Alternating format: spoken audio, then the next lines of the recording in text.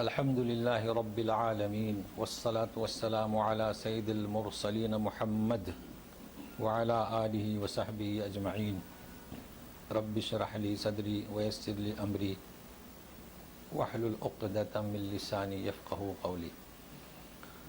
آج کا ہمارا درس سورہ توبہ آیت نمبر 25 سے چل رہا ہے۔ اعوذ باللہ من الشیطان الرجیم، بسم اللہ الرحمن الرحیم۔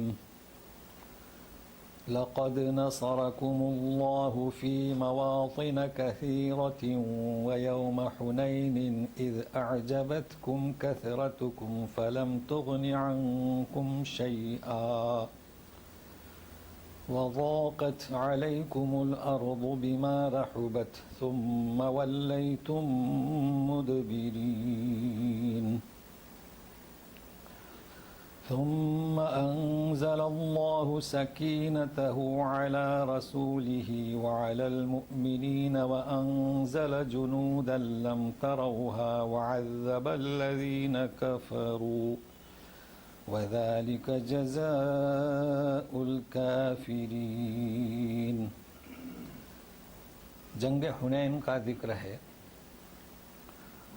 تو ترجمہ سنیے۔ تحقیق کے مدد کر چکا تمہاری اللہ، قد جو ہے ہمیشہ کر چکا، فی مواطن کثیرہ بہت سے مواقع پر۔ کیا مراد بہت سے مواقع؟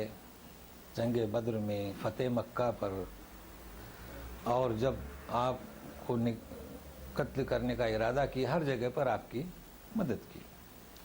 وَيَوْمَ حُنَيْنٍ، اور حنین کے دن۔ تو اس کا خاص ذکر ہے، جیسے فرشتوں کا پھر حضرت جبریل کا، تو یہ بھی تو مدد مواقع میں آ جاتا تھا جنگ حنین کا، مگر خاص۔ تو چونکہ جنگ حنین کے بارے میں یہاں دو باتیں بتائی جا رہی ہیں۔ تو پہلے جنگ حنین کیسے کہیں گے؟ حنین نام ہے مکہ اور طائف کے درمیان ایک وادی، اس کا نام حنین۔ جنگ کس طرح یہاں ہوئی اور اللہ نے کیسے مدد کی؟ فتح مکہ کے بعد ظاہر ہے کہ مدینہ کا اقتدار نبی کریم صلی اللہ علیہ وسلم کے ہاتھ آیا، مکہ کا اقتدار آیا، تو صرف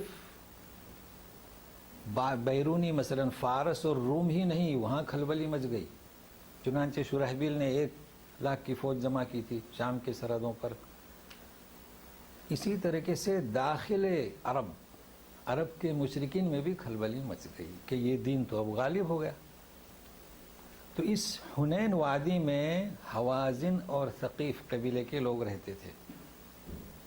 یہ تیر اندازی میں بہت مشہور تھے۔ انہوں نے کہا کہ اچھا ہم کو کیا قریش سمجھا ہے، ہم مکے والے نہیں ہیں، ہم سے لڑیں گے تو پتہ چلے گا۔ وہ تو قریش بھی یہی کہتے تھے، مدینہ کے یہود بھی کہتے تھے۔ چنانچہ انہوں نے مزید قبائل کو جمع کیا، اور یعنی فتح مکہ کے بعد 18 19 20 دن، کوئی زیادہ دن نہیں گئے، اور لشکر جمع۔ ابھی نبی کریم صلی اللہ علیہ وسلم مکے میں ہی ہیں۔ ظاہر ہے کہ ایسی صورت، اچھا اس بات کو بھی ذہن میں رکھیے کہ جب فتح مکہ کے لیے تشریف لائے تھے نبی کریم صلی اللہ علیہ وسلم تو 10,000 کی فوج، لیکن فتح مکہ ہونے کے بعد مزید اضافہ ہوا، 2,000 مکے سے ملے، تو تو 12,000 کی فوج لے کر چلے. کہاں؟ اس وادی میں. تو اس کا ذکر ہے، سنیے. اذ اعجبتکم کثرتکم، 12,000 کبھی نہیں تھے، تو تمہیں عجب کے گرے نے، کثرت کی وجہ سے تم تعجب میں یعنی گرے عجب میں تھے. اذ اعجبتکم کثرتکم، گرے میں ڈالا، غرور میں ڈالا کس نے؟ تم زیادہ تھے. تو صحابہ کیا مطمئن ہوئے کس بات پر؟ کہ ہم تو 12,000 ہیں، اب یہ بنی حوازن اور ثقیف ہمارے سامنے کیا ہے. اس کا ذکر ہے فلم تغن عنکم شیئا، تو یہ جو تمہیں کثرت پر جو ناز تھا یہ تمہارے کچھ کام نہیں آیا. وضاقت علیکم الارض، اور زمین تنگ ہو گئی. بما رحبت، ضاقت کی مقابل وسیع ہونے کے بعد، زمین تو وسیع تھی، مدینہ کا اقتدار ملا، مکہ کا ملا، اب تو وسیع ہوتی چلی گئی، لیکن تنگ ہو گئی. تو وہ کیا تنگ ہو گئی؟ ثم ولیتم مدبرین، پھر تم نے رخ پھیرا اور بھاگ نکلے، کھڑے ہوئے. کیا ذکر ہو رہا ہے؟ کہ جب یہ چلے کہ ہم تو اب 12,000 ہیں. ادھر حوازن کے لوگ تیر اندازی میں مشہور، انہوں نے اس پہاڑیوں میں ایسی جگہ پر تیر اندازوں کو رکھا تھا کہ جب یہ لشکر نکلا ہے تو بوچھار ہو گئی تیر کی. کیا ہوا؟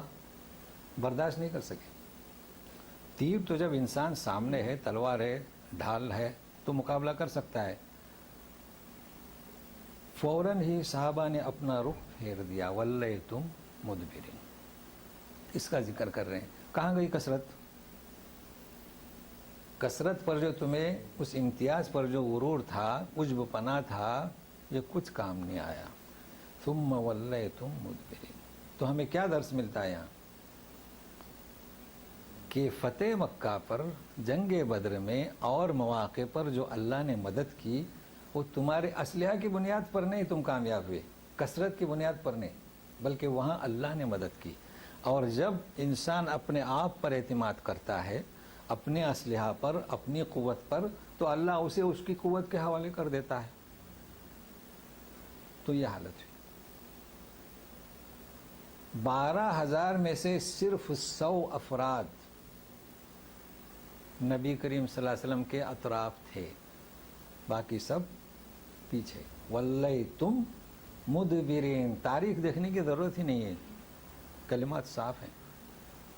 یہی وہ جگہ ہے کہ نبی کریم صلی اللہ علیہ وسلم نے پکارا کہ انا النبی لا کذب، کیا کر رہے ہو؟ میں سچا نبی ہوں. وَأَنَا ابْنُ عبد المطلب، میں عبد المطلب کا بیٹا ہوں. اے عباس، پکاریے انہیں، بلائیے بلائیے. تو انہوں نے وہاں سے آواز دی. کیا حالات ہوں گے اس وقت کہ صرف 100 افراد گھیرا ڈالے ہوئے ہیں اور آپ پکار رہے ہیں آئیے.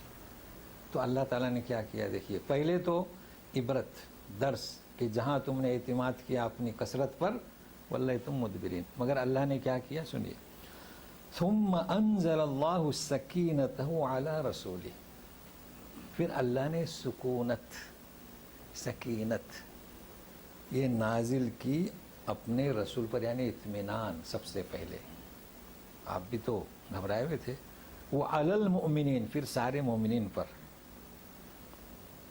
چنانچہ عباس، حضرت عباس کی آواز سے یہ سکینت اور یہ طمانینت لوٹے. جب لوٹے تو وَأَنزَلَ جُنُودًا لَمْ تَرَوْهَا، پھر اللہ نے لشکر بھیجا، اتارا. وہ کون سا؟ فرشتوں کا، آپ دیکھ نہیں رہے تھے. وَعَذَّبَ الَّذِينَ كَفَرُوا، اس کے بعد کافروں کو سخت سزا دی، یعنی ان قبیلوں کو جو جمع ہوئے تھے شکست ہوئی، قتل کیے گئے، گرفتار کیے گئے. 6,000 افراد، عورتیں، بچے، مال سب قبضے میں لے لیا. وَذَلِكَ جَزَاءُ الْكَافِرِينَ، یہی کافروں کی سزا ہے. لیکن ایسا کیوں؟ یہ تو اللہ تعالیٰ شروع سے ہی داخل کر سکتے تھے، مگر نہیں. چونکہ اللہ تعالیٰ کے نزدیک یہ بات پسندیدہ نہیں کہ کوئی اپنی قوت پر بھروسہ کرے. باقی اسلام کو بچانا تھا. زمین وسیع ہوتے جا رہی تھی, اللہ کے علم میں تھا کہ یہ لوگ کامیاب ہوں گے اور کرنا تھا, مگر یہ چیز آئندہ نہ ہو کہ اپنی کثرت, اپنی طاقت, اپنی قوت اس پر اعتماد نہ ہو, لہٰذا انہیں پیچھے رخ کرنا پڑا. تو جب ان کی اصلاح ہوئی, اب اللہ تعالیٰ نے اپنا پھر دوبارہ کرم کیا. کتنا بڑا درس ہے اس میں ہمارے لیے. مگر ابھی سنیے, سزا ملی, گرفتار ہوئے. اب مشرکین عرب اور دوسرے فارس کے یا کہ حدود سے باہر کے دونوں کے ساتھ معاملہ جو ہو رہا ہے نا, وہ علیحدہ, اس کو ذہن میں رکھیے. اور جب گرفتار ہوئے, جنگ بدر میں کیا حکم ہوا تھا کہ پکڑیے, گرفتار کیجئے, قتل کیجئے. مگر اب یہ عبارت کیا آ رہی ہے وہ سنیے, اور کیا مقصد اس کا. ثم يتوب الله من بعد ذلك على من يشاء والله غفور رحيم. 6000 افراد گرفتار ہیں. پھر اللہ تعالیٰ توبہ کی توفیق دیں گے اس کے بعد جسے چاہیں. اللہ تعالیٰ غفور الرحیم ہے. یہاں پر یہ نہیں کہا جا رہا ہے کہ پکڑیے, قتل کیجئے, نہیں. کیا مطلب؟ تبدیلی اچانک آیتوں کی. تو یہی تو ہے سورہ توبہ. صرف چند آیتیں دیکھنے سے مسئلہ واضح نہیں ہوگا, کھل کر سامنے نہیں آتا ہے. جب زمین وسیع ہو گئی, اقتدار مل چکا مدینہ کا, مکہ کا, جنگ حنین میں بھی قیدی ہو گئے, تو اب کیا ہے, انہیں نہ قتل کرنے کی ضرورت, نہ کچلنے کی ضرورت. اس کی ضرورت ہی نہیں. بلکہ مقصد کیا؟ مقصد یہ کہ وہ اسلام کے دائرے میں شامل ہوں. چنانچہ نبی کریم صلی اللہ علیہ وسلم نے مشیت اللہ اور ان کے مطابق 6000 قیدیوں کو قصور کو معاف کر دیا. تو یتوب اللہ علی من یشاء کیا ہوا؟ پورے قبائل اسلام کے دائرے میں داخل ہو چکے. تو مقصد یہ نہیں. ایک وقت ایسا تھا کہ مقصد یہی تھا کہ کفر کو مٹانے کے لیے انہیں گرفتار کیا جائے, انہیں کچل دیا جائے. لیکن جب اقتدار ہاتھ میں آ چکا, شکست دے چکے, اب یہ مقصد ہدف نہیں, بلکہ مقصد کیا, اسلام کے دائرے میں داخل ہو جائیں. تو اسلام کے دائرے میں داخل ہوئے. دیکھیے قصور, اب اگر ان کے اس قصور پہ معافی نہیں دیتے کہ آپ نے تیر برسائے, مسلمانوں کو شکست دی, مسلمانوں کا رخ پھیر دیا, لہٰذا ان پر بھی تیر برسائے جائیں, نہیں, بلکہ معاف کر دیا. تو معاف کرنے والے کو فائدہ یہ ہوا کہ جس مقصد کے خاطر جد و جہد کر رہے ہیں اس میں کامیاب ہوئے, اور جنہیں معاف کیا تو انہیں یہ فائدہ ہوا کہ اسلام کے دائرے میں داخل ہوئے. دیکھیے قصور, تو یہ ہے مقصد. مگر ابھی سنیے, اس کے بعد چونکہ حج میں جب ابو بکر صدیق جب تشریف لے گئے تھے, اس وقت پیغام بھیج دیا گیا تھا, براءۃ من اللہ, ہے نا, اللہ اس کے رسول کی جانب سے برات. وہی اعلان, اس کی نشاندہی کی جا رہی ہے. اعلان ہوا تھا کہ اس کے بعد کوئی فرد مشرک حج میں شامل نہیں ہوگا. وہ آیت اب سن لیجئے گا, اس پہ کئی مسائل ہیں, ذرا غور سے سنیے. یا ایھا الذین آمنوا انما المشرکون نجس فلا يقربوا المسجد الحرام بعد عامهم هذا وإن خفتم عيلة فسوف يغنيكم الله من فضله إن شاء إن الله عليم حكيم. اس میں ذرا ساتھ میں رہیے میرے, کئی مسائل ہیں کہ اے ایمان والو, مشرکین نجس, ہم کہتے ہیں نجس, پلیدگی, گندے, ناپاک, ہے نا, ترجمے کی حد تک. تو انہیں چاہیے کہ مسجد حرام کے قریب نہ ہوں اس سال کے بعد عامہم ھذا. جیسے کہ میں نے وضاحت کیا تھا کہ فتح مکہ کے بعد پہلا حج تو ایام جاہلیت کے طریقے سے ہوا, اس کے بعد دوسرا ابو بکر کی امارت میں, لیکن مشرکین بھی اس میں شامل تھے. اب جو حج ہوگا تیسرا, کوئی مشرک داخل نہیں ہوگا. بات بالکل واضح ہے. اب دوسرا مسئلہ وَإِنْ خِفْتُمْ، ترجمہ اگر تمہیں خوف عیلتاً مفلسی کا تو اللہ تعالیٰ اس کے فضل سے تمہیں بے نیاز کر دے گا. کیا مطلب مفلسی؟ کہ میلہ لگتا تھا، تجارت بزنس ہوتی تھی، لہذا اس کی فکر نہ کریں، مشرکین نہ آئے تو تعداد کم ہو جائے گی نا، یہ مراد ہے. تو ابھی ہم تفسیر شروع سے چلتے ہیں. نجس کا کیا مطلب؟ نجس کا مطلب شرک کی پلیدگی، شرک کی گندگی، ظاہری نہیں. مشرکین نجس ہیں، اس کا مطلب یہ نہیں ہے کہ ہمارے ساتھ میں کام کر رہے ہیں، اڑوس پڑوس میں رہتے ہیں، ہم نماز کے لیے نکلے تو آپ کب آئے، السلام علیکم، ہاتھ نہیں ملا رہے ہیں آپ. اب یہ مسائل کہ بھائی جب نجس ہے تو کیا وضو ٹوٹ جائے گا؟ تو ایسا سوال کون کر سکتا ہے جسے وضو کے نواقض کا علم نہیں؟ وضو ان چیزوں سے نہیں ٹوٹتا ہے، سوال ہی پیدا نہیں ہوتا ہے. اس کے ساتھ بیٹھیے، کھائیے، اپنا اصل مقصد وہ بھول جاتے ہیں. اصل مقصد یہ کہ اسلام پھیلے، اور وہ دین جس کو ہم پھیلانے کے لیے جس کی ہماری ذمہ داری وہ آگے بڑھے. تو کیا اس تعصب سے وہ دین آگے بڑھے گا؟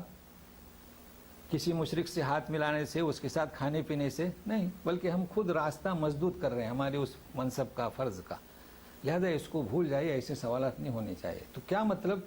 روحانی نجاست ہے کہ شرک ہے اس کے اندر. اب لا یقربو ہے، قریب نہ جائیں، لا یدخلو نہیں ہے. کیا مطلب لا یقربو کا؟ حرم مکی کے حدوں کے قریب نہ جائیں. تو یہ حدیں کون سی جانتے ہیں آپ؟ مقرر ہیں، عربی میں لکھا ہوا ہے بدایت الحرم، شمیسی لکھا ہے نا، انگریزی میں بھی لکھا ہوا ہے واپسی میں نہایت الحرم، مگر لوگ شمیسی کو ہی جانتے ہیں. ہر طرف ہے، عرفات میں لکھا ہے، مسجد تنیم وہاں بھی لکھا ہوا ہے، جارانہ میں لکھا ہوا ہے. تو ایک مسئلہ بھی یہ کیا ہے، اس کا نام حل، اس کا نام میقات نہیں، کیا نام؟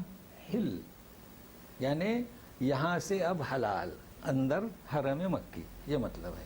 اور ایک ہے میقات چاروں طرف، جو باہر سے آئے گا تو میقات سے احرام باندھے. اور جو داخل حل ہے یعنی مکے میں ہے تو داخل حل ہے، حرم مکی میں ہے، تو اسے چاہے کہ کسی بھی حد پر آ کر احرام باندھے. اب عزیزیہ والے لوگوں کو یہی معلوم ہے کہ مسجد عائشہ، تو وہ عزیزیہ والے بھی تنیم جاتے ہیں، عائشہ نہیں، ان سے قریب ہے. تو یہ چونکہ علم نہ ہونے کی بنا پر ہوتا ہے، جو شمیسی سے قریب ہیں وہ شمیسی میں جائیں. اچھا، کچھ افراد کہتے ہیں، بھیجتے ہیں کہاں؟ میقات کے باہر، کہتے ہیں کہ نہیں آپ کو عمرہ کرنا ہے نا تو میقات جائیے. اب میقات کہاں؟ سمندری راستے پہ. تو ان سے کہیے کہ نبی کریم صلی اللہ علیہ وسلم جب حضرت عائشہ صدیقہ حج میں تشریف فرما تھی اور حج کے بعد عمرے کا ارادہ کیا تو آپ نے ان کے بھائی عبد الرحمن سے فرمایا کہ اپنی بہن کو جاؤ تنیم لے جا کے احرام بندھوا دو. یہ دلیل. لہذا اس کا خیال رکھیں، جو کوئی بھی مکہ میں آئے، ہل کے اندر آئے تو وہیں سے وہ احرام باندھے، اور ہل کے باہر ہیں تو جہاں پر ہے وہاں سے احرام باندھے. تو یہ تو مسئلہ کس کا ہوا؟ حدود حرم کا. لیکن اب سنیے کیا مطلب حرم مکی میں کوئی مشرک داخل نہیں ہو سکتا. تو حرم مکیہ نے کیا؟ حدود. مگر آپ کو ذرا میں میدان میں لے جاؤں فقہا کے تاکہ علم وسیع ہو. امام ابو حنیفہ فرماتے ہیں کہ صرف حج اور عمرے کی زیارت کے لیے جانا اس کا منع ہے، چونکہ آئندہ سال نبی کریم صلی اللہ علیہ وسلم حج کے لیے تشریف فرما تھے. یہ ان کا. امام مالک بالکل مقابل میں آئے. یہ میں اس لیے بتلا رہا ہوں تاکہ اصل حقیقت معلوم ہو جائے. امام مالک کہتے ہیں، دیکھیے امام حنیفہ کیا فرماتے ہیں کہ صرف زیارت عمرہ کے لیے وہ داخل نہیں ہو سکتا. امام مالک فرماتے ہیں کہ دنیا کی کسی بھی مسجد میں مشرک داخل نہیں ہو سکتا. دونوں مقابلے میں آئے نا، کسی بھی مسجد میں. اب عمل نہ اس پر ہے نہ اس پر ہے عمل. دنیا میں جتنی مسجدیں ہیں مشرک داخل ہوتے ہیں، تعمیر کرنے میں بھی داخل رہتے ہیں. تو بات یہ ہے کہ نہ امام مالک کے قول پر عمل ہو رہا ہے نہ ابو حنیفہ کے. امام مالک کے شاگرد امام شافعی آئے، انہوں نے کچھ اور ہی بات کہی. وہ کہتے ہیں کہ صرف حرم مکی کی بات ہے. کہ حرم مکی میں کبھی بھی مشرک حدود کے اندر نہیں جا سکتا. حرم مدینہ، حرم بیت المقدس اور ساری مسجدیں اس سے خارج ہیں. تو 3 مسلک ہو گئے. اب تلاش کیا کریں ہم، کہاں جائیں؟ عمل رسول کس کی حمایت کرتا ہے اسے دیکھنا ہوگا. اصل دین کس کا نام ہے کہ اس حدیث کی شرح نبی کریم صلی اللہ علیہ وسلم نے قولاً اور عملاً کی ہے. کئی افراد پوچھتے ہیں، سوال کرتے ہیں، مسجد میں وہ الیکٹریشن آ رہا ہے، مشرک تو لے لوں، آپ کیا مالکی ہیں؟ ہم تو ہندوستان میں ہیں، یہ تو مالکی کا مسلک ہے، کیوں آپ پوچھ رہے ہیں؟ وہ کلمہ نجس سے. تو کہہ یہ رہا تھا کہ حدیث تو سنیے، نبی کریم صلی اللہ علیہ وسلم کا عمل یہ ہے. ابوالعاص جو مشرک تھے، آپ کی دختر زینب کے شوہر تھے. زینب تو ہجرت کر کے آ چکی تھی. ایک رات اندھیرے میں آ کے داخل ہوئے زینب سے ملنے. آپ صلی اللہ علیہ وسلم نماز پڑھا رہے تھے، فوراً بولی قد اجرت ابوالعاص، میں نے اسے پناہ دی تاکہ کوئی پکڑے نہیں. تو کبھی آپ نے فرمایا تو مشرک ہے، مدینے میں کیسے داخل ہوا؟ عمل رسول. یہی سنیے، ثمامہ اثال رضی اللہ عنہ، ابھی تو وہ ہوئے رضی اللہ عنہ، مسلمانوں نے پکڑ کے مسجد نبوی کے ستون سے باندھ دیا تھا 3 روز تک. بولو کیا ارادہ ہے؟ کچھ نہیں، چھوڑ دیا گیا. جب چھوڑ دیا گیا تو بولے اشہد انک رسول اللہ. تو عمل رسول کیا ہے؟ مسجد نبوی میں، تو جب مسجد نبوی میں مشرک داخل ہو سکتا ہے تو اچھا. اور جتنے بھی افراد آتے تھے تو پہلے وہ ایمان نہیں لاتے تھے. ہم پوچھتے ہیں، مشرک ایک عرب کے مشرکوں میں سے آتا ہے، کہتا ہے کہ میں سوال کرتا ہوں، یا محمد کیا تو حق ہے کہ اللہ نے تجھے بھیجا ہے؟ دیکھیں ابھی ایمان لایا تھا نہیں. کیا جس اللہ نے بھیجا وہ نماز کا حکم دیتا ہے؟ پھر کہتا ہے کہ انک رسول اللہ. تو بات واضح ہو گئی کہ کسی بھی مسجد میں مشرک کا داخلہ اس کا حق ہے کہ آئے، بیٹھے، دیکھے، کوئی حرج نہیں، سوائے کیا؟ حرم مکی. اب رہا مدینہ میں جو حدود لگائی ہیں احتیاطاً، چونکہ ایسے واقعات پیش آئے تھے شیعہ کی طرف سے، دشمنوں کی طرف سے قبر رسول تک سرنگ لگا کے جانے کی کوشش کی، تو وہاں بھی حدیں لگا دی گئی. تو مسئلہ واضح ہوا. اب چلتے ہیں ہم اپنے موضوع کی طرف کہ کوئی بھی اس سال حج میں شامل نہیں ہو سکتا. وَإِنْ خِفْتُمْ دوسرا مسئلہ یہ بھی لوگوں کے ذہن میں الجھا ہوا ہے. اگر تمہیں مفلسی کا ڈر ہے تو اللہ تمہیں بے نیاز کر دے گا. مفلسی کیسی؟ اب مشرکین حج میں شامل نہیں ہوں گے تو تجارت مان پڑ جائے گی، کم افراد ہوں گے نا. تو کہتے ہیں نہیں، اس کی فکر نہ کریں. اب لوگ پوچھتے ہیں کہ حج پر گئے کوئی چیز کچھ لوگ ایسے ہیں کہ کوئی چیز خریدتے ہی نہیں، خالی ہاتھ واپس چلے جاتے ہیں. بھئی یہ تو اللہ کا فضل ہے، خریدیے. حج سے فارغ ہوئے تو خریدیے ہدیہ، اللہ کا فضل ہے. ہاں جو فرد حج کے لیے نہیں صرف خریدنے کے لیے آتا ہے وہ تو اللہ کے حوالے، لیکن ہم اسے کچھ نہیں کہہ سکتے. لہذا یہ مسئلہ بھی واضح ہوا کہ خریدنے بیچنے میں کوئی حرج نہیں. اللہ اسے کیا فرماتے ہیں؟ من فضل انشاء ان اللہ علیم حکیم. اب ذرا سننے کے لیے تیار رہیے. فوراً رخ بدلتا ہے، قاتل الذین، رخ تبدیل ہو رہا ہے. سیاست والے آج نہیں، سیاست کی بات ہو رہی ہے. تو سنیے، سیاست، لوگ کہتے ہیں کہ سیاست کی بات کرنا بری بات ہے، اور اسلام میں لکھا ہے کہ قاتلو. تو سنیے، آج ذرا کھل کر سنیے سیاست کی بات. کہتے ہیں قاتلو. تو پہلے آیت پڑھتا ہوں. قاتلوا الذین لا یؤمنون باللہ ولا بالیوم الآخر ولا يحرمون ما حرم الله ورسوله ولا يدينون دين الحق من الذين أوتوا الكتاب حتى يعطوا الجزية عن يد وهم صاغرون. مشرکین عرب سے رخ ہٹا کر کسی اور کی طرف رخ ہو رہا ہے. ان سے قتال کیجیے جو ایمان نہیں لاتے اللہ پر، ایک آخرت پر بھی نہیں ایمان لاتے، اللہ رسول نے جو حرام کیا اسے حرام نہیں سمجھتے، دین حق کو قبول نہیں کرتے. کون؟ مشرکین عرب کی بات نہیں ہو رہی ہے. من الذین اوتوا الکتاب، کون؟ یہود و نصارہ. تو اب ذہن میں رکھیے مشرکین عرب کے ساتھ اسلوب، قاعدہ، طرز الگ تھا اور اہل کتاب کے ساتھ علیحدہ ہے۔ کیا ہے؟ سنیے، حتی یؤتوا الجزیہ، یہاں تک کہ ٹیکس دیں اپنے ہاتھوں سے اور چھوٹے بن کر رہیں۔ دیکھیے ساغرین کا جب جہنم میں ذکر آتا ہے تو ہم کیا کہتے ہیں؟ ذلیل ہو کر۔ یہاں ابھی اقتدار کی بات ہو رہی ہے نا، تو اپنے ہاتھوں سے ٹیکس دیں مسلمانوں کو اور چھوٹے بن کے رہیں۔ اب یہ آیت طوالت چاہتی ہے تو سنیے، اہل کتاب جن کے پاس تورات تھی، انجیل تھی، اللہ تعالیٰ فرماتے ہیں کہ لا یؤمنون باللہ، وہ لوگ اللہ پر ایمان نہیں لاتے، آخرت پر بھی ایمان نہیں لاتے، حالانکہ ان کا ایمان اللہ پر ہے۔ اہل کتاب اللہ کو مانتے کہ نہیں؟ مانتے ہیں۔ آخرت کو مانتے کہ نہیں؟ مانتے ہیں۔ پھر کہہ رہے ہیں کہ نہیں، تو ایسا کیوں؟ اس لیے کہ ان کا یہ کہنا کہ اللہ ہے بے معنی، ان کا یہ کہنا کہ آخرت بھی ہے بے معنی۔ کیوں؟ اللہ کا اقرار، کیا مطلب اللہ کا اقرار؟ کہ اللہ ایک ہے، الوہیت کا حقدار بھی وہی ہے، یہ ہے نا اللہ، رب العالمین بھی وہی ہے، مشیت الہی بھی اسی کی ہے، قانون بھی اسی کا ہے، نظام بھی اسی کا ہے، اقتدار بھی اسی کا ہے۔ اگر آپ مانتے ہیں کہ اللہ تو ہے مگر اس کا کوئی شریک ہے تو ایسا کہنا، اللہ کہنا بے معنی ہے۔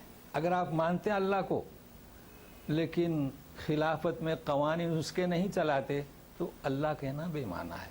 چلو اس کی جھلک دوسری آیت میں سنیے، وقالت الیہود عزیر ابن اللہ، اللہ کو مانتے تھے اور کیا کہتے تھے کہ عزیر اللہ کا بیٹا ہے، نصارہ المسیح ابن اللہ، تو انہوں نے کہا کہ عزیر اللہ کے بیٹے، تو اللہ کہنا بے معنی۔ انہوں نے کہا کہ مسیح اللہ کے بیٹے، تو اللہ کہنا بے معنی۔ آخرت کا مطلب کیا؟ آخرت قائم ہوگی ہر فرد جانتا ہے، مگر صرف یہ جاننا بے معنی ہے۔ آخرت کا مطلب مالک یوم الدین، روز جزا کا وہی مالک ہے، حاکمیت اسی کی ہے، فیصلہ وہی کرے گا، نہ کوئی سفارش چلے گی، نہ کوئی دیت چلے گی، نہ کوئی فدیہ چلے گا، نہ عزیر چلیں گے، نہ مسیح چلیں گے۔ ان کا عقیدہ یہ تھا کہ قیامت کے دن اللہ کے محبوب ہیں، احباؤہ، وہ ہم پر ہاتھ پھیر دیں گے، تو ان کا آخرت کو ماننا بھی مانا ہے۔ مگر ان کا کیوں؟ ہمارے بھائیوں کا کیا؟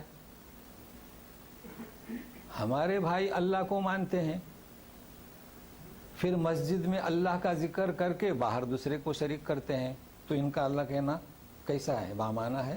ہمارے لوگ اللہ کو مانتے ہیں، پھر جیلانی صاحب کو اللہ کا شریک سمجھتے ہیں کہ وہ مردوں کو زندہ کرتے ہیں، کتابیں بھری پڑی ہوئی۔ تو ہمارے بھائی کی بات کریں، ایسا کہنا شیخ جیلانی کی تعلیمات توحید پر جو مبنی کتابیں لکھی ہیں اس کی بھی خلاف ورزی ہے، توحید کی بھی خلاف ورزی ہے، اللہ کے اقرار کی بھی مخالفت ہے، آخرت کے اقرار کی بھی مخالفت ہے، اور خود شیخ جیلانی کی جن پر تم تکیہ لگائے بیٹھے ہو مخالفت، تو بے معنی ہوا۔ مگر کون سمجھائے؟ یہی ہے نا غوث پاک کہتے ہیں انہیں، جی مسجدوں پر لکھا ہوا ہے خواجہ غریب نواز مسجد، تو ہمارے بھائیوں کو کون کہے گا؟ ان کی بات میں پسند نہیں کرتا، ان کی بات، وہ مومن نہیں، اس لیے کہ عزیر کو بیٹا مانتے ہیں، سفارشی مانتے ہیں۔ اور یہ کیا مومن ہے؟ مسجد غریب نواز، اچھا یہ غریب نواز مسجد کیسی ہوتی ہے؟ المساجد للہ فلا تدعوا مع اللہ احدا، تو کلام پاک کی ان آیتوں سے نصیحت سب سے پہلے ہمارے لیے ہے۔ تو سنیے، مزید سنیے، دوسرا مسئلہ، حتی یؤتوا الجزیۃ، حتی یؤتوا الجزیۃ، ان یدوں، یہ خاص نقطہ سن لیجئے، یہاں تک کہ ٹیکس دیں اور اپنے ہاتھوں سے اور چھوٹے بن کر رہیں۔ کیا مطلب؟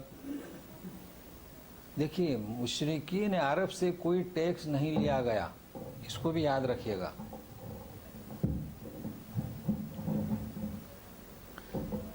جو عرب کی سرزمین پر مشرک تھے ان سے کوئی ٹیکس نہیں لیا گیا. کن سے ٹیکس لیا جا رہا ہے؟ اہل کتاب سے، مدینہ میں جو یہودی تھے. چنانچہ تاریخ ملے گی فارس کے حاکموں سے، روم کے حاکموں سے ٹیکس لیا گیا. کیوں؟ مشرکین عرب سے کیوں نہیں؟ یہاں تک کہ آپ کو یہ بھی تعجب ہوگا کہ جب فتح مکہ ہو گیا، اقتدار ہاتھ میں آ گیا، تو یہ بھی نہیں کہا گیا کہ کلمہ پڑھو. کن سے؟ مشرکین عرب سے. صفوان نامی جنگ حنین میں شریک تھے، ابھی تک کلمہ نہیں پڑھے تھے. ابو سفیان تو فتح مکہ میں داخل ہونے سے ہی ایمان لے آئے، تو اعلان ہوا کہ ابو سفیان کے مکان میں جو داخل ہو اسے امان. کلمہ پڑھے یا نہ پڑھے؟ دیکھیے آپ مطالعہ کیجئے تاریخ کا. لیکن یہ کس کے بارے میں؟ اب اہل کتاب. انہیں کہا جا رہا ہے کہ اب اقتدار تمہارا ختم ہوا. اقتدار کسے دے دو؟ یہ جو اللہ کے نائب ہیں انہیں دے دو. اس رسول کو مانو یا نہ مانو، ماننا تمہاری نیت پر ہے، لیکن اپنے اقتدار چھوڑ دو اور ٹیکس دے دو. چھوٹے بن کر رہو. کیا مطلب چھوٹے رہنے کا؟ اقتدار چھوڑ دو. تو اقتدار کے اہل کون ہوئے؟ جو اس نیابت کو اللہ تعالیٰ نے جو خلیفہ بنایا، اس نظام کو، قانون کو لے کر کون آئے؟ نبی کریم صلی اللہ علیہ وسلم. یہ اس کے حقدار بنیں گے. یہاں اہم نقطہ ہے، مگر افسوس کیا نقطہ ہے کہ مدینہ کا اقتدار ملا، مکے کا ملا، طائف کی وادی سے پورا اقتدار مل گیا. سلطنت کس کی ہوئی؟ مسلمانوں کی. کہاں تک پھیلی؟ کہاں تک پھیلی؟ یہ اب اس کے حقدار ہیں. چلتی رہی، سب ٹیکس دیتے رہے، کھلبلی مچی ہوئی تھی. اس کے بعد میں انہوں نے خلفائے راشدین تک فتوحات ہوتی رہیں، ٹیکس دیتے رہے. بعد میں انہوں نے اتفاق کر لیا اور مسلمانوں کو گمراہ کیا. تاریخ پڑھیے بنو امیہ کی، بنو عباسیہ کی. 2 چیزوں سے انہیں گمراہ کیا، شراب اور لڑکیاں، عورتیں. تو ان 2 چیزوں سے انہوں گمراہ کر کے، کمزور کر کے ان کے اقتدار کو چھین لیا. اب ہم کیا کریں؟ بات کرتے ہیں سیاست کی. سیاست کی بات کرنا بری ہے، سیاست تو ہمارا حق ہے، مگر کون بات کرے؟ بتائیے آپ. کیا ممبر پر بیٹھنے والے سیاست کی بات کریں؟ یہ مدرسے کی سے پڑھ کر آنے والے وضو، نماز، روزہ، یہ سیاست کی بات کریں؟ یہ سمجھ سکتے ہیں سیاست کی بات کو؟ ان کا حق ہے اقتدار، تو سیاست کی بات کون کرے؟ پہلا فرض ہے کہ سیاست کی بات کرنا ہے تو اس کے لیے جو تعلیمات ضروری ہیں، آپ جانتے ہیں لوگ قانوندہ بنتے ہیں، امریکہ جاتے ہیں، بیرسٹر بنتے ہیں، جو وکالت پی ایچ ڈی کرتے ہیں، تو یہ کیجیے آپ، اور پھر کسی پارٹی میں حصہ لیجیے، پھر کہیں الیکشن لڑیے، اور پھر کہیں کے منسٹر بنیے، پھر سیاست کی بات کیجیے. صحیح ہے؟ اور کون سیاست کی بات کر سکتا ہے؟ بتائیے. یہ ملا مسجد سے گھر تک دوڑ کر آنے والا ملا سیاست کو سمجھ سکتا ہے؟ وہ کیسے بات کرے گا؟ ہوٹلوں میں کام کرنے والا. لہٰذا یہ جو کہتے ہیں کہ اس کے اہل ہی بات کریں. دیکھیے میں ابھی بات کروں کہ فلاں غلط ہو رہا ہے، فلاں غلط ہو رہا ہے، کیا فائدہ؟ عوام کو اکسانا نہیں. جب میں اس جگہ پر بیٹھوں تو بات کروں، تو جائیے. تو یہ ہے سیاست. باقی یہ حقیقت ہے، اسلام میں جہاد کا انکار نہیں. جہاد ہے، مگر جہاد کے اہل ہیں. اسلام میں سیاست اس کو فضل کہا گیا ہے، مگر ہر آدمی کے بس کی بات نہیں، اس کے اہل بنیے. یہ میں کہنا چاہتا ہوں، بس اور کچھ نہیں. بالکل واضح ہے. ہمارا کام اور ہے، ہم اپنے اس کلام پاک کو تو اپنائیں. صحیح اسلام کیا ہے اسے تو سمجھیں. تو چلیے ابھی کئی چیزیں ہیں. انہوں نے کہا وقالت الیہود عزیر، اچھا تلاوت نہیں ہوئی ہے. وقالت الیہود عزیر ابن اللہ وقالت النصارى المسیح ابن اللہ ذلك قولهم بافواہہم یضاہئون قول الذین کفروا من قبل قاتلهم اللہ انا یؤفکون. یہود عزیر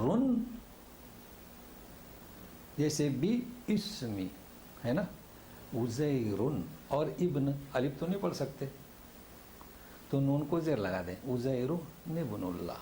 جیسے کہ بی اسمی تو الف تو نہیں پڑھ سکتے نا، بسمی. یہ قاعدہ ہے کہ حمزۃ الوصل کا الف نہیں پڑھا جائے گا. دیکھیے المسیح ابن، اب الف تو نہیں پڑھا جائے گا تو مسیح ابن. تو سمجھنے کی کوشش کریں. ذالک قولہم بافواہہم، یہ انہوں نے منہ سے بات کی. اللہ بات تو منہ سے ہی ہوتی ہے، بات تو منہ سے ہی ہوتی ہے نا، تو کیوں کہا جا رہا ہے منہ سے کی؟ لہم قلوب لا یفقہون بہا، میں دل سے سمجھے نہیں. جو دل سے نہ سمجھ کر بات کرے وہ کوئی بات ہوئی؟ ابصار لا یبصرون بہا، جو دل سے بے سمجھ کر دیکھے تو اسے وہ کیا سمجھے؟ آذان لا یسمعون بہا، دل سے سنو، دل سے دیکھو. لہٰذا یہ جو بات کر رہے ہیں بے حقیقت، تو یوں کہیے کہ وہ ان کی بات بے حقیقت ہے، دل سے نہیں، زبان سے بھی کیا، بے حقیقت. یضاہئون، تقلید کرتے ان کی جنہوں نے کفر کیا. قاتلہم اللہ انا یؤفکون، اللہ ان پر مار کہاں بھٹکے جا رہے ہیں. تو کوئی بھی کہے، کوئی سفارش کرنے والا، کوئی اللہ کا شریک، سب پر اللہ کی مار. اب سنیے مزید.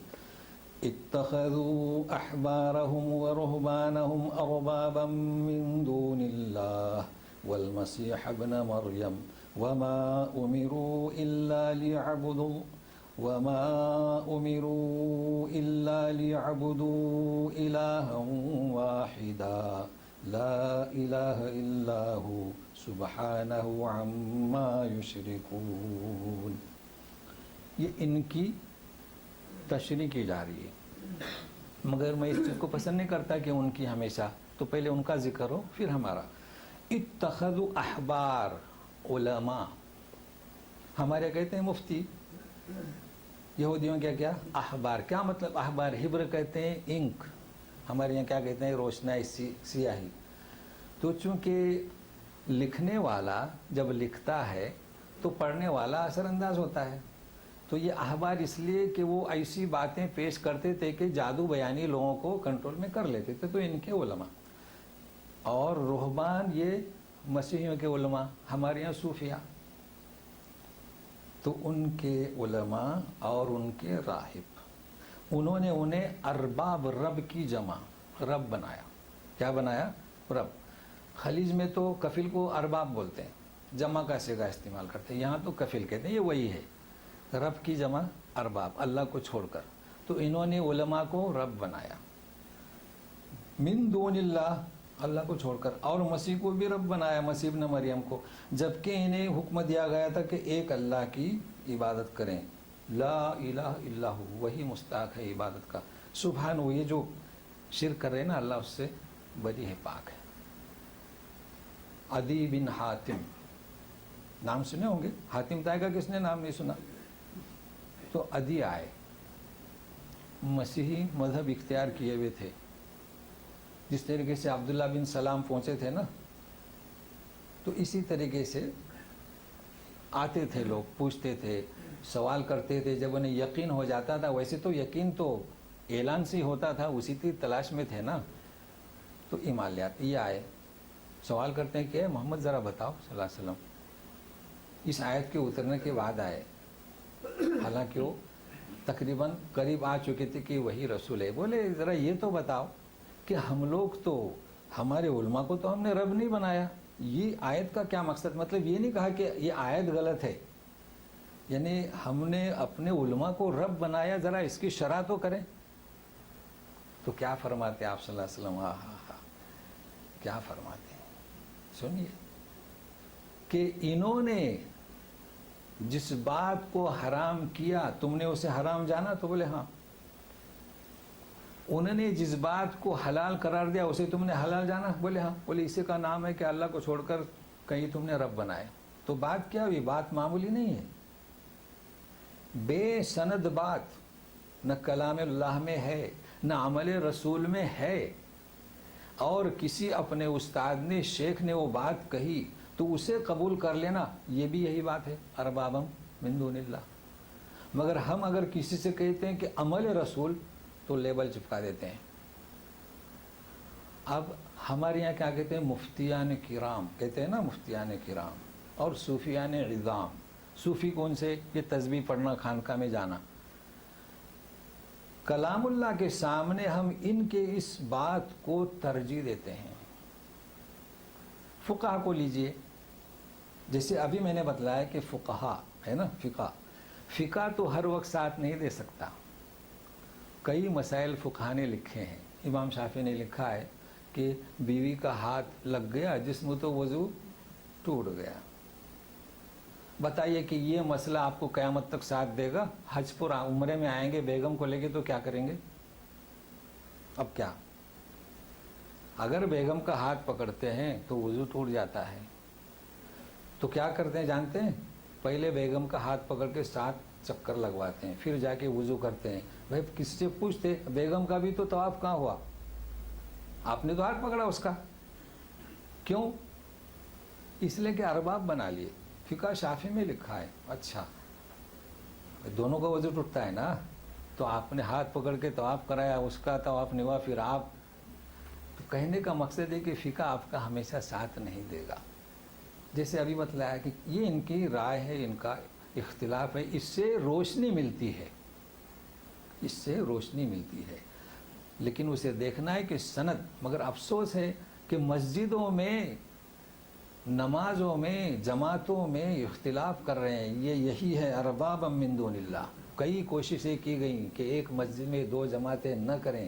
یہ وطر کی نماز ابو حنیفہ کے یہاں نہیں ہوتی، امام شافعی کے یہاں نہیں ہوتی، رسول کے نزدیک ہوتی ہے۔ رسول نے اسی طریقے سے وطر کی نماز ادا کی۔ اب جو اپنے مسلک پر عمل کرتے ہیں وہ کیا؟ ارباب، آسان بات نہیں ہے، ارباب من دون اللہ۔ تو کیا صرف عدی بن حاتم کے لیے تھی؟ ہر فرد کے لیے۔ تو ان چیزوں کو ذہن میں رکھیے۔ حکم دیا گیا ہے کہ صرف الہ واحد کی، اور ہمیں بھی یہ حکم دیا گیا کہ الہ واحد کی۔ اب سنیے مزید، یریدون ان یطفئوا نور اللہ بافواہہم ویأبی اللہ الا ان یتم نورہ ولو کرہ الکافرون۔ چاہتے ہیں کہ مٹائیں اللہ کے نور کو اپنے منہوں سے۔ یہ یہود و نصارہ کی بات ہو رہی ہے۔ یا اب اللہ انکار کرتا ہے اس بات سے، کیا؟ الا ان یتم نورہ، وہ اس کے نور کو قائم کر کے رہے گا، پورا کر کے رہے گا، ولو کرہ الکافرون، ولو کرہ المشرکون، ولو کرہ الکافرون، اور دین کو مکمل کیا اور کر کے رہے گا۔ مگر اب آیت سنیے، آخری آیت سمجھیے، مگر یہ اصل نچوڑ ہے اس کا۔ هو الذي أرسل رسوله بالهدى ودين الحق ليظهره على الدين كله ولو كره المشركون۔ اوپر کی آیت میں ولو کرہ الکافرون، یہاں مشرکون۔ کیا مطلب آیت کا؟ آج کے درس کا کی روح، کہ وہ ذات اس نے اپنے رسول کو ہدایت دے کر بھیجا اور دین حق دے کر بھیجا۔ تو ہمارے پاس دین کون سا؟ دین حق، اور وہ اس دین کو حق نہیں مانتے تھے، اس لیے اقتدار چھوڑ دیں، ٹیکس دیں، چھوٹے بن کر رہے۔ لیظہرہ علی الدین کلہ، یظہرہ یعنی کیا؟ یہ دین سارے دینوں پر غالب ہو جائے۔ تو کتنے دین؟ دین تو ایک ہی، اللہ کا دین جو محمد صلی اللہ علیہ وسلم لے کر آئے۔ مگر اس وقت کئی ادیان تھے کہ نہیں؟ دیکھیے کتاب لیجیے الموسوعہ فی الادیان، سارے دینوں کو بیان کیا۔ مسیحیت تھی یہ دین، یہودیت تھی یہ دین، بدھ مت تھا یہ دین، ہندو مت تھا یہ دین، دینی تو تھے، مطلب باطل دین۔ تو کیا حکم ہو رہا ہے کہ رسول ایسا دین لے کر آیا جو غالب کر ہو جائے سارے دین پر، سارے دینوں پر، اگرچہ مشرک پسند نہ کریں، کافر پسند نہ کریں۔ یہ کس کے پاس ہے دین؟ نبی کریم صلی اللہ علیہ وسلم کے پاس۔ تو پھر ہم کون؟ یہ دین کا مطلب کیا؟ نماز روزہ یہ دین نہیں۔ لوگ کیا کہتے ہیں، بڑے خوش فہم ہیں، کسی مسجد کی امام بن جاتے ہیں تو کہتے ہیں کہ میں نائب رسول ہوں۔ اچھا، صرف امامت کی جگہ ملی تو نائب رسول ہوئے؟ کیسے آپ نائب رسول ہوئے؟ یہ خوش فہمی میں ہے۔ امام کے بارے میں کیا ہے ہدایت؟ اس کی اتباع کی جائے، اطاعت کی جائے ہے نہیں, اتباع کریں گے, جھکے گا جھکیے, اٹھے گا سلام پھیرے گا چلیے. اس نے غلطی کی تو آپ اسے چھوڑ کر نہ بھاگے, اتباع کیجیے. اتباع کسے کہتے ہیں؟ اس کی نقل و حرکت. اتباع رسول, آپ کے ہر عمل کو آپ حکم دیں یا نہ دیں اسے کہیں گے اتباع. اور اطاعت, جو آپ حکم دیں کریں, جو نہ حکم دیں کرنے کا اس سے بچیں, اس کا نام ہے اطاعت. تو امام کی اطاعت کا حکم نہیں, اتباع کا ہے. تو نائب رسول کیسے ہو گئے؟ نائب رسول کون ہوگا؟ نائب رسول نبی کریم صلی اللہ علیہ وسلم کا ابوبکر صدیق تھے. وہ خالی نماز کی وجہ سے نہیں تھے, وہ تو لوگوں کو بتلانے کے لیے میری جگہ پر یہ ہیں تو نماز میں, فیصلے کرنے میں, اقتدار میں, امارت میں, سیاست میں, قیادت میں, یہ ہے نائب رسول. بھلا بتائیے کہ تسبیح ہاتھ میں لیں اور لوگوں کو پڑھائیں, سمجھائیں اور کہیں کہ میں نائب رسول ہوں, یہ ہو سکتا ہے؟ جی کیسے ہو سکتا ہے؟ نائب رسول کیا؟ اللہ تعالیٰ کا دین مکمل ہے ہر شعبے میں, تجارت میں, کیا معیشت میں, تمدن میں, ہر شعبے میں, نماز, روزہ, مسجد, خارج, سب ہر چیز میں. تو اس دین کو اللہ غالب کر کے رکھے گا. اس دین کے ماننے والوں اگر اس دین پر محنت کر رہے ہیں تو آپ نائب رسول ہیں, نہیں تو نہیں. محبت کے دعوے تو بہت کرتے ہیں, رسول سے محبت ہے ہمیں, کرتے ہیں نا, درود شریف پڑھتے ہیں. بتائیے کیا اس کا نام محبت رسول ہے کہ آپ کا مقصد کیا تھا؟ دین کو پھیلانا. کیا تھا؟ دین کو پھیلانا. اور ہم اس دین کو چھوڑ کر اپنے شیوخ, اپنے فقہا, اپنے اولیاء, اپنے بزرگان دین, ان کی بات کو فوقیت دیتے ہیں اور نعرے لگاتے ہیں یا رسول اللہ. تو غور, اس آیت معمولی میں کئی جگہ پر آئی ہے.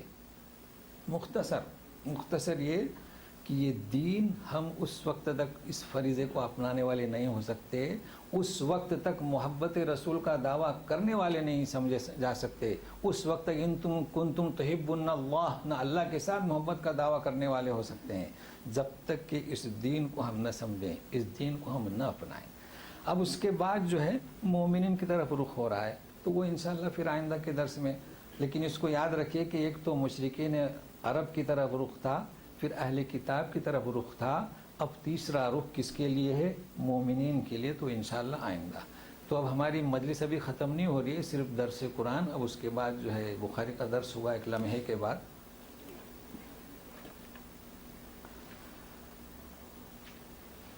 بسم اللہ الرحمن الرحیم. بخاری میں ہمارا باب چل رہا ہے 18 اور حدیث چل رہی ہے 26. تو اس کا عنوان ہے اس شخص کے قول کی تصدیق میں جس نے کہا کہ ایمان عمل کا نام ہے. یہ چونکہ ایمان اور عمل چل رہا ہے تو ظاہر ہے کہ یہ دلیل دے رہے ہیں اور یہ گزشتہ وضاحت سے ہو چکا ہے, اس لیے مختصر تشریح کافی ہے. 3 آیتیں انہوں نے نوٹ کی ہیں, ایک زخرف کی, دوسری حجر کی, تیسری صافات کی. وَتِلْكَ الْجَنَّةُ الَّتِي أُورِثْتُمُوهَا بِمَا كُنْتُمْ تَعْمَلُونَ. بالکل واضح ہے کہ اس جنت کے جو تم وارث ہو گئے ہو تمہارے عمل کی وجہ سے. تو معلوم ہوا کہ صرف ایمان سے جنت نہیں ملے گی, کیا عمل. دوسرا آیت ہے فَوَرَبِّكَ لَنَسْأَلَنَّهُمْ أَجْمَعِينَ عَمَّا كَانُوا يَعْمَلُونَ. تو بزرگان انہوں نے لکھا ہے کہ اہل تفسیر کہتے ہیں کہ لا الہ الا اللہ. صحیح ہے کہ لا الہ الا اللہ پڑھیں, اس کی حقیقت پر عمل کریں. تیسری ہے کہ لِمِثْلِ هَذَا فَلْيَعْمِلُ الْعَامِلُونَ, کہ لوگوں کو چاہے کہ عمل کریں. تو یہ تو باب باندھا ہے امام بخاری نے. اب حدیث سنیے. حدیث یہ ہے کہ حضرت ابو ہریرہ رضی اللہ تعالیٰ عنہ سے کہ رسول اللہ صلی اللہ علیہ وسلم سے دریافت کیا گیا کہ کون سا عمل سب سے افضل ہے. یہ حدیث لائے. کیا جواب دیتے ہیں؟ اس کے رسول, فرمایا اللہ اور اس کے رسول پر ایمان لانا ایک. اس کے بعد کون سا؟ آپ نے فرمایا کہ اللہ کی راہ میں جہاد کرنا 2. پھر کیا آپ نے فرمایا کہ حج مبرور. بس اس حدیث کو سمجھنا ہے.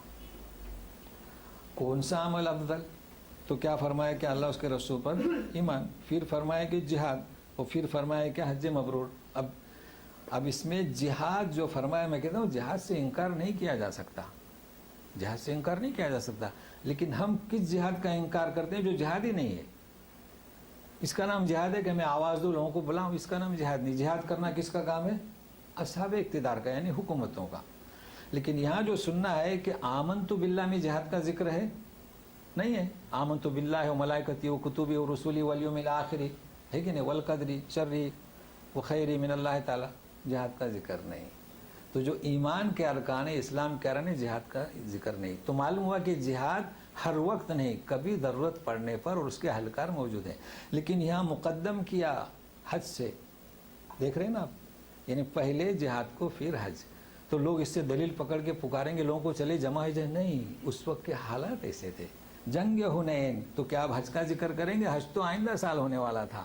تو حالات کے اعتبار سے آپ نے اس کو مقدم کیا، ضرورت کے اعتبار سے. اب کہیں امیر کو ضرورت ہے اپنی ملٹری کو بلانے کی، تو کیا ان سے کہے گا کہ حج کی تیاری کرو؟ نہیں، حج کے مہینے میں بھی آ جائیے. یہ مراد ہے. اب حج مبرور کی بھی بات کریں. حج مبرور کسے کہتے ہیں؟ سب لوگ حج پر جاتے ہیں اکثر، حاجی لوگوں سے ملتے ہیں. تو حج مبرور کسے کہیں گے؟ تو لکھ لیں، حج مبرور یعنی خالص حج. حج مبرور کے معنی کیا؟ لکھا جائے گا حج مبرور، راستوں پر بھی لکھا رہتا ہے نا. حج مبرور یعنی خالص حج. تو خالص حج کسے کہیں گے؟ جس میں ریا کا کوئی بھی شائبہ نہ ہو. یعنی حج آپ کا اس لیے نہ ہو کہ لوگوں کو دکھانے. سب سے پہلے تو لوگوں کو دکھاوا ہوتا ہے، اونٹوں پر بیٹھ کر پہاڑیوں پہ چڑھ کے فوٹو سب بھیجتے رہتے ہیں صاحب، آج کل تو آسان ہے. تو یہ تو ریا ہے نا، انسان حج پر جا رہا ہے. تو ایسے بھی اس کا مقصد نہ ہو تو اس کی علامت کیا؟ حج مبرور کے معنی، حج مبرور کسے کہتے ہیں؟ ریا کا شائبہ نہ ہو. علامت کیا؟ علامت یہ کہ گناہ سے توبہ کرے، پھر اس حاجی سے کبھی گناہ سرزد نہ ہو. اب یہ کوئی حج ہے کہ حج کیے پھر جا کے پہلے ہی فلموں کے سامنے بیٹھ جائیے، کیا وہی گانے وہی کیسٹیں؟ تو اس کا نام حج مبرور نہیں. تو یہ حج مبرور ہے. اب یہ باب باندھتے ہیں، یہ بھی مختصر ہے اور اس کی شرح الحمدللہ لکھی ہوئی ہے. باب باندھتے ہیں کہ جب حقیقی کوئی اسلام پر کوئی نہ ہو. کیا مطلب حقیقی اسلام پر نہ ہو؟ تو ذرا حدیث سنیے. مطلب ظاہری طور پر مسلمان بن گیا ہو قتل کے خوف سے، کہا کہ میں ابھی قتل کرتا ہوں، تو انکار کر دو محمد صلی اللہ علیہ وسلم کا، اسلام کا.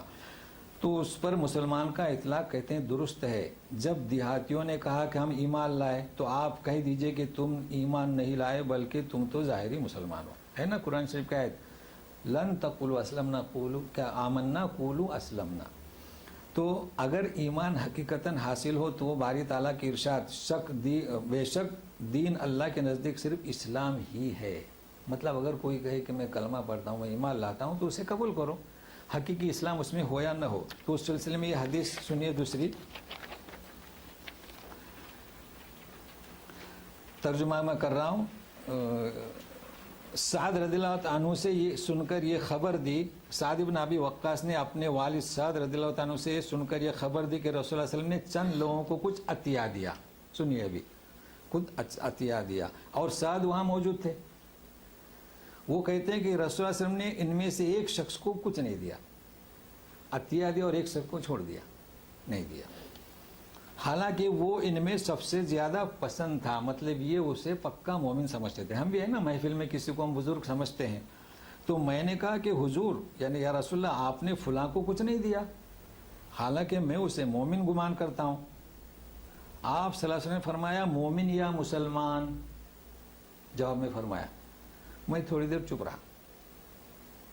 پھر مجھے میری فطرت نے پریشان کیا، غلبنی ما علمو، یعنی میں پریشان ہوا. پھر میں نے کہا کہ حضور آپ نے اسے کچھ نہیں دیا، میں اسے مومن سمجھتا ہوں. آپ نے فرمایا کہ مومن یا مسلمان. تو اس طریقے سے میں کہتا رہا. حضور صلی اللہ علیہ وسلم نے پھر دوبارہ وہی جواب دیا. پھر آپ نے فرمایا کہ اے سعد، باوجود ہے کہ ایک شخص مجھے زیادہ عزیز ہے پھر بھی میں اسے نظر انداز کرتا ہوں. عزیز ہے لیکن نظر انداز کرتا ہوں. کیوں؟ کسی اور دوسرے کو اس خوف کی وجہ سے دیتا ہوں کہ وہ اپنی کمزوری کی وجہ سے اسلام سے کہیں پھر نہ جائے. دیکھیں، چونکہ اب ایک نیا مسلم، نو مسلم جسے ہمارے کہتے ہیں آیا ہے اور آپ متقی ہیں، تو میں اسے اس لیے دیا. کیوں دیا؟ کہ ابھی حقیقی اسلام اس میں داخل نہیں ہوا ہے. تو دیکھیے اس کی بھی عزت افزائی ہو رہی ہے کہ اسے میں دے رہا ہوں تاکہ وہ جمع رہے. کمزوری کی وجہ سے اسلام سے پھر جائے اور اللہ اسے آگ میں اوندا ڈال دے. اس حدیث کو اچھا اس کی تشریح نیچے لکھی ہوئی مل گئی مجھے، تو اس کو میں نے پیسٹ کر لیا. دیکھیے کہتے ہیں کہ آیت کریمہ میں بنو اسد کے کچھ بدیوں کا ذکر ہے جو مدینہ میں آ کر اپنے اسلام کا اظہار بطور احسان کر رہے تھے. احسان کے جیسے ہم ایمان لائے. اللہ تعالیٰ نے بتایا کہ یہ ہمارا احسان ہے نہ کہ تمہارا. تم ایمان لائے تو احسان کس کا؟ ہمارا، کہ ہم نے توفیق دی. حضرت سعد نے اس شخص کے بارے میں قسم کھا کر مومن ہونے کا بیان دیا تھا. امام بخاری نے تو مختصر دیا ہے نا. اس پر آپ نے تنبیہ فرمایا کہ ایمان دل کا فعل ہے، کسی کو کسی کے باطن کی کیا خبر. ظاہری طور پر مسلمہ کا حکم تو لگا سکتے ہو. اس باب اور اس کے ذیل میں یہ حدیث لا کر امام بخاری یہ بتلانا چاہتے ہیں کہ اسلام عند اللہ وہی قبول ہے جو دل سے ہو. ویسے دنیاوی امور میں ظاہری اسلام بھی مفید ہو سکتا ہے، مطلب دنیا میں اس کا ظاہری اسلام ہم قبول کریں گے. تو وباللہ التوفیق وصلی اللہ تعالیٰ علی خیر خلق محمد و آلہ وصحبہ اجمعین برحمتک یا ارحم الراحمین. تو اب آج کے سورہ توبہ کے درس میں یا حدیث میں آپ کو 5 منٹ ہیں، آپ پوچھیے گا. شاید لوگ ناراض ہو گئے سیاست کی بات نہیں کرتے اس لیے. چلیے سیاست کی بات آج سمجھ میں آیا نا، کھل کر میں نے بتایا کہ جہاد ہے لیکن اس کے اہل ہونے چاہیے، سیاست بھی ہے مگر اس کے اہل بنے. جی چلیے کچھ سوال کہیے صاحب.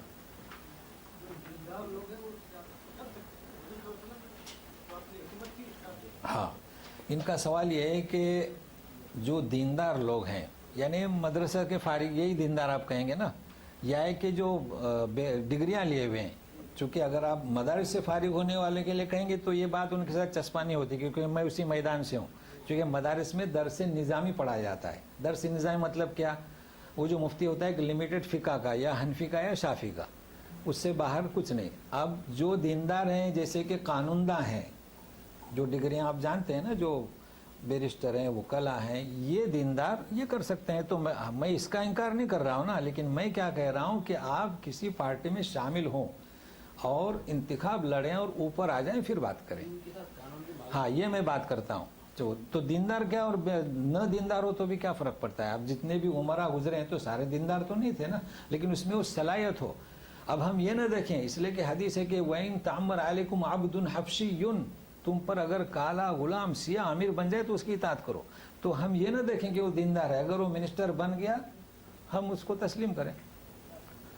اور پھر اس کے لیے علامت بھی بتائیں نا کہ وہ تو مسجدیں بند نہیں کرتا ہے، مسجدیں کھلی ہیں، اذانیں ہو رہی ہیں، نمازیں ہو رہی ہیں، تو آپ اس کے خلاف پروپیگنڈا نہیں پھیلائیں. تو اصل ہم روح کو نہیں سمجھ رہے ہیں. لوگ یہ سمجھتے ہیں کہ سیاست سیاست سیاست، تو یہ بھی ایک سیاست ہے کہ ہم سیاست کی بات نہ کریں. بھائی یہ بھی ایک پالیسی ہے کہ نہیں؟ ہماری سیاست یہ ہے کہ ہم سیاست کی بات نہ کریں. سیاست کی بات نہ اس لیے نہ کریں کہ حرام ہے، اس اسٹیج پہ جا کے بات کریں. کہیے. جی جی جی ہاں جی جی جی ہاں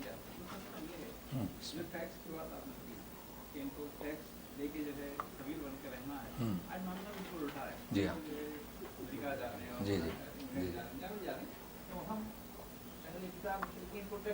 جی جی. 2 سوال ہیں تو کچھ آپ لوگوں کے لیے بھی تو چھوڑو نا. جی نہیں تو پھر سوال پھیکے رہ جائیں گے نا جواب. تو ان کا پہلا سوال یہ ہے کہ رسول صلی اللہ علیہ وسلم نے کہا خود کا یہ ہدف تھا کہ اقتدار، سیاست، حکومت. تو آپ کو معلوم ہونا چاہیے کہ وَإِذْ قَالَ رَبُّكَ لِلْمَلَائِكَةِ إِنِّي جَاعِلٌ فِي الْأَرْضِ خلیفہ، ہے نا. خلیفہ نائب. تو کیا مطلب ہوتا ہے نائب؟ نائب کا مطلب کیا؟ اللہ کا قانون نافذ کرے. کس کا؟ اللہ نے دنیا میں اتارا، اللہ کے قانون کو نافذ کرے. تو قانون کیا ہوتا ہے؟ مسجد تک نہیں. مسجد کس اینٹ سے بنائی گئی؟ اچھا جو احکام ہیں، تو جب تک کہ اقتدار آپ کے ہاتھ میں نہیں آئے گا آپ نہ کسی کو قصاص دے سکتے ہیں، نہ کوئی حکم چلا سکتے ہیں. وہ تو ملا گھر کے کیا مسجد، ملا کی دور مسجد سے گھر تک. اس کا نام دین نہیں. دین کامل مکمل حیات، زندگی، انصاف، فیصلے. بتائیے آپ کس کا فیصلہ کیسے کریں گے؟ 2 شخص محلے کے لڑ پڑے، ایک نے دوسرے کو قتل کیا، اب آپ کیا کریں گے؟ آپ کے ہاتھ میں تو کچھ نہیں ہے، رو دھو اور دفن کرو. تو یہ تو مقصد نہیں ہے نا. امن کیسے قائم ہوگا؟ تو اقتدار تو اصل اللہ کا ہی ہدف ہے، اللہ نے ہی بھیجا اس لیے. پھر یہ جو آپ نے بات کی نا، وہ ٹیکس کیوں دیں؟ کہ اسی فرد کا حق ہے جو اللہ کے نائب ہیں، دین حق کو جو قبول کریں، ان کا حق ہے کہ وہ اقتدار اپنے ہاتھ میں لیں. اور جو جیسے ہم نے نبوت کا اقتدار اس امت کو دیا، ویسے وہ اقتدار بھی اس امت کو دیا. اس لیے اب آپ ٹیکس دیں. اچھا، اس میں فرق کریں، مشرکین عرب سے ٹیکس نہیں لیا گیا کہ انہوں نے جو دعویٰ نہیں کیا تھا کہ ہمارا اقتدار ہے یا کہ ہمارا حق ہے، فرق تھا دونوں میں. اچھا، اب بات یہ ہے کہ یہ الٹا کیوں ہو گیا ہے نا. تو دیکھیے صاحب، نبی کریم صلی اللہ علیہ وسلم کے زمانے سے جب فتح مکہ ہو گیا تو کھلبلی مچی، داخلی اور خارجی. کھلبلی مچی کہ نہیں مچی؟ تو کیا وہ چپ رہیں گے؟ اس وقت چپ نہیں تھے. وہ تو 3000 کے جانبازوں نے شرحبیل کو 1,00,000 کے لشکر کو شکست دی. نبی کریم صلی اللہ علیہ وسلم میں روب چھایا ہوا تھا، تبوک کے لیے گئے، وہ رومیوں نے اپنی اپنی فوجیں واپس لیں، مگر وہ طاق میں لگے رہے. اسپین میں بھی داخل ہوئے تو کیا ہوا؟ انہیں شراب کی لت لگوائی اور عورتوں کی لت لگوائی، پھر ادھر سے حملہ ہوا. تو یہ چیزیں انہوں نے حرکت کر کے ہماری امت کو گمراہ کر دیا ہے. اس میں ان کی سازش ہیں. پھر ہمارے یہاں جو تفریقے ہو گئے، تبلیغی، جماعت اسلامی، دیوبندی، بریلوی، اسی میں بھیڑا دیا. تو یہ ہم لوگ اقتدار کیسے سنبھالیں گے؟ اب میں نے کہ اتنے دبے الفاظ میں کہا کہ مدارس سے آنے والے مدارسوں کو یہی معلوم ہے، درس نظامی، شافعی، حنفی، مالکی، اور کچھ معلوم نہیں. 3:30 بجے شافعی کی نماز ہوتی ہے، ہمارے یہاں نہیں ہوتی. یہ کیا اقتدار چلائیں گے؟ تو اقتدار چلانے کے لیے وہی قانون کی پابندی ہیں. ایسے میں نے دیکھا ہوں کہ کالجوں میں، یونیورسٹی میں پڑھے ہیں، مگر ماشاء اللہ عربی اور کلام پاک سمجھتے ہیں، لیکن ایک مجبور ہیں، امت ساتھ میں نہیں دیتی. بس سب سے پہلا سوال کرتے ہیں کس مدرسے سے فارغ ہیں. وہ بات صحیح بتاتا ہے، مگر تو یہ حالت ہے. اب اس کے لیے ہم کیا کریں؟ مطلب ہے کہ آج حالات بالکل برعکس ہوئے ہیں نا، جسے کہتے ہیں لوگ کہ زبوں حالی مسلمانوں کی. سب سے پہلے ہماری کوشش ہے کہ وحدت امت، ہم سب ایک کیسے ہوں. ہم کوشش کر رہے ہیں، لوگ موقع نہیں دیتے. ہم جب ایک پلیٹ فارم پہ جمع کرتے ہیں تو لیبل لگا دیتے ہیں، جماعت اسلامی یا کیا اہل حدیث، یہ 2 نام ان کو مل گئے ہیں اچھے سے. تو کوشش کریں کچھ تو. ابھی دیکھیے ہمارے دروس میں جو آتے ہیں الحمدللہ، پہلے یہ لوگ بھی رمضان میں وطر کی نماز جا کر مکانوں پر پڑھتے تھے، یاد ہے نا، لیکن ہم نے سمجھایا تو کچھ تو فائدہ ہوا نا. تو اس طریقے سے آپ اپنا اسکیم چلائیں، تحریک کریں، انشاءاللہ فائدہ مند رہے گی. چلیے، سوالات بھی کر رہے ہیں اور بھی کر سکتے ہیں، ابھی وقت ہے، اور جو جانا چاہے جا سکتے ہیں. جی، دوسرا ایک پولیٹکس کے لیے آپ جو جگہ رہتے ہیں وہاں کے قانون جاننا ضروری ہے. ہاں، یہ جاننا، قانونی معلوم تو آپ کیا بات کریں. ہاں، یہ نہ آپ بولنے جائیں آپ قانون میں پھنس جائیں. بھائی یہ بھی سیاست ہے، یہ بھی تو سیاست ہے نا. جانے کے لیے اس کی ڈگری چاہیے. ہاں، ڈگری چاہیے. اصل کیا ہے، سمجھ، یہ اللہ کی جانب سے توفیق ہے. تو اب کیا کیا جائے؟ دیکھیے ہمارے یہاں تعداد زیادہ نہیں ہوتی، اس لیے کہ سمجھنے والے کم ہے، اس لیے وہ تعداد ہمیں کوئی فرق نہیں پڑتا ہے. اصل کچھ لوگ سمجھے،